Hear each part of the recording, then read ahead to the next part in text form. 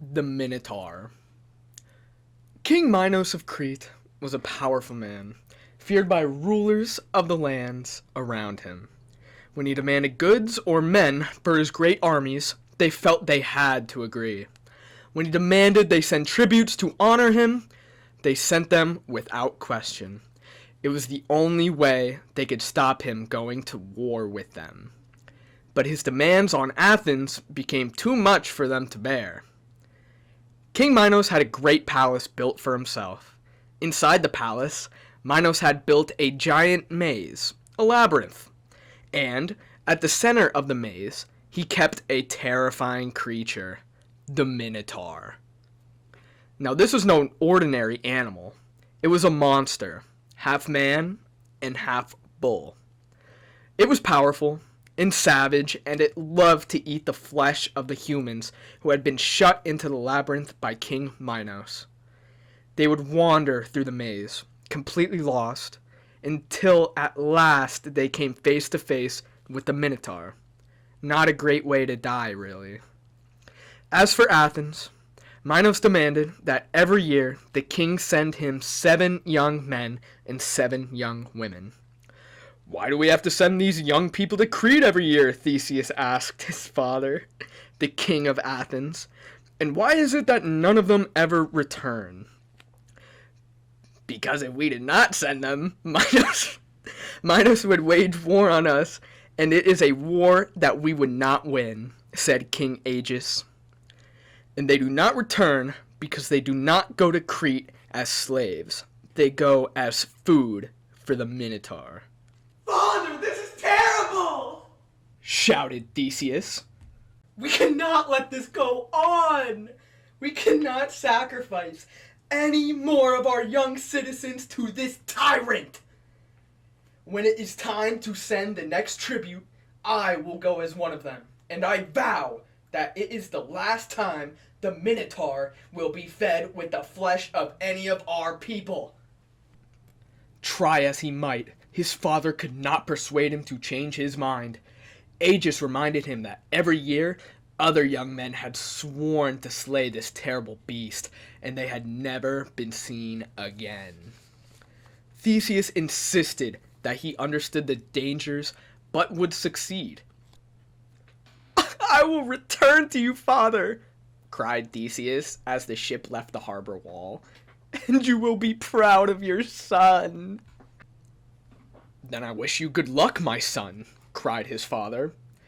"I shall keep watch for you every day. If you are successful, take down these black sails and replace them with white ones. That way I will know you are coming home safe to me." As the ship docked in Crete, King Minos himself came down to inspect the prisoners from Athens. He enjoyed the chance to taunt the Athenians and to humiliate them even further. "Is this all your king has to offer this year?" he jeered. "Such puny creatures! Hardly even a snack for the mighty creature within the labyrinth. Anyway, let's get on with it. I'm not a hard-hearted man, so I will let you choose which one goes first into the Minotaur's den. Who is it to be?" Theseus stepped forward. "I will go first. I am Theseus, Prince of Athens, and I do not fear what is within the walls of your maze." "Those are brave words for one so young and so feeble. But the Minotaur will soon have you between its horns. Guards, open the labyrinth and send him in." Standing behind the king, listening, was his daughter, Ariadne. From the moment she set eyes on Theseus, Ariadne fell in love with him. As she listened to her father goading and taunting the young prince, she decided that she would help him. As he entered the labyrinth and the guards walked away, she called softly to him. "Theseus, take this," she whispered. "Even if you kill the Minotaur, you will never find your way out again." She threw him a great ball of string, and he tied one end of it to the entrance. He smiled at her, turned, and began to make his way into the maze, the string playing out behind him as he went. Theseus walked carefully through the dark, foul-smelling passages of the labyrinth, expecting at any moment to come face to face with the creature.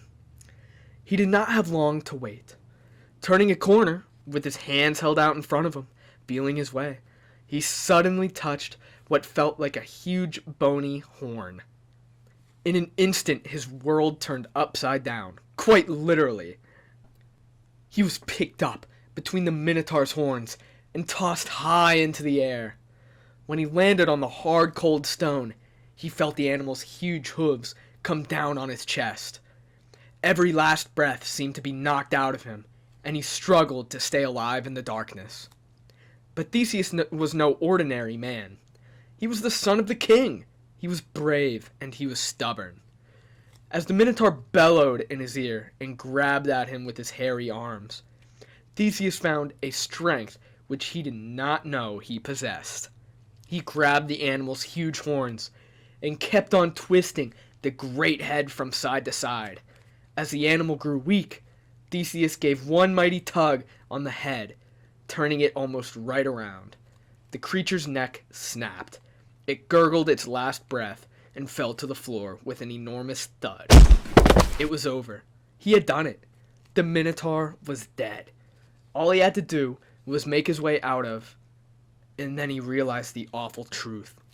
In the struggle, he had let go of the string, his lifeline. Theseus fell all over the floor in the pitch darkness and kept thinking he had found it, only to realize that all he had was a long, wiry hair from the Minotaur. Despair set in, and Theseus wondered if this was where his life would end, down in the dark, all alone, next to the stinking body. Then, his hand brushed a piece of string, and with a whoop of delight, he knew he had found the thread which would lead him back out.